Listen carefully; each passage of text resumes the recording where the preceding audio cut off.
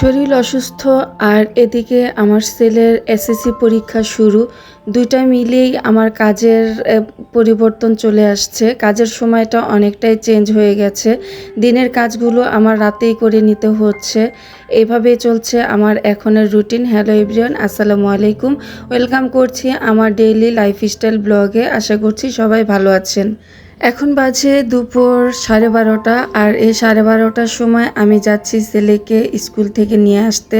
ওর পরীক্ষা শেষ হয়েছে 1টায়, বের হতে হতে প্রায় 1:20 বেজে যায়।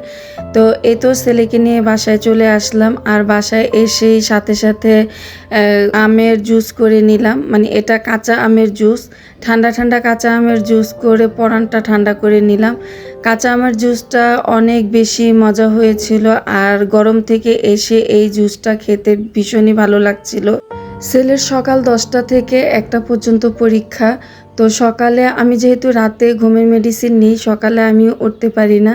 তো সকাল টাইমটা আপনাদের ভাইয়াই হলে দিয়ে আসে, ওকে পরীক্ষার সেন্টারে দিয়ে আসে। আর দুপুরবেলা আমি যে নিয়ে আসি তার ফাঁকে টুকটাক কাজ করে নিই। আর এই যে বলেছিলাম সোফার কভার নিব, অলরেডি পার্সেলটা আমার চলে আসছে। ইনশাল্লাহ নেক্সট ব্লগে আমি আপনাদের সাথে শেয়ার করব যে আমি কেমন সোফার কভার নিয়েছি আর কি কালারের নিয়েছি, দেখতে কেমন হয়েছে সব কিছুই ডিটেলস আপনাদের সাথে শেয়ার করব। আর কোন পেজ থেকে নিয়েছি সেটাও আপনাদের সাথে শেয়ার করব। সোফার কভারটা আমি খুলেছি, খোলার পরে আমি আসলে অনলাইনে বিশ্বাসী না। আমি খুবই বাস্তববাদী একজন লোক। অনলাইনে আমার তেমন কোনো বিশ্বাস হয় না। তবে সোফার কভার সবাই তো দেখি অনলাইন থেকে নেয়, তো আমি একটা ছোট্ট পেজ থেকে নিয়েছি। তো এই পেজের সোফার কভারটা আসলেই খুবই ভালো ছিল। তো নেক্সট ভিডিওতে আমি সব কিছু বলে দিব। আমার খুব ভালো লেগেছে আর ভালো লাগা থেকে আমি আপনাদের সাথে শেয়ার করব। কথা বলতে বলতে এই যে বিছানাটা আমি গুছিয়ে নিলাম। দুপুরে বাসায় এসে আমের জুস খেয়ে তারপর গোসল করে দুপুরের খাবারটা খেয়ে একটা লম্বা ঘুম দিয়েছিলাম। ঘুম থেকে উঠে বিছানার চাদরটা চেঞ্জ করে দিলাম। এখন আমার ফার্নিচারগুলো মুছে নিচ্ছি।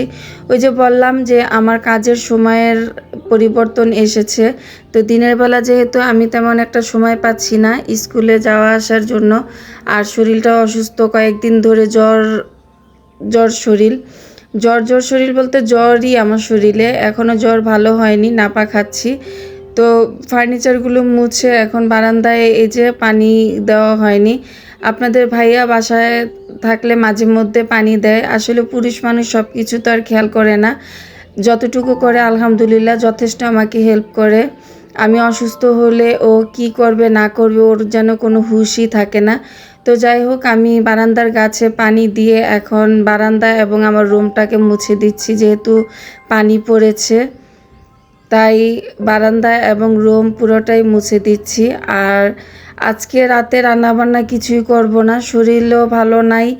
আর তাছাড়া এত পরিমাণে গরম পড়েছে, গরমের মধ্যে কোনো কিছু রান্না করতেও ইচ্ছে করছে না, এক কথায় রান্নাঘরে ঢুকতেই ইচ্ছা করছে না। তো আপনাদের ভাইয়াকে বললাম যে তুমি অফিস থেকে আসার সময় রাব্বানি থেকে কিছু তরকারি নিয়ে আসবা।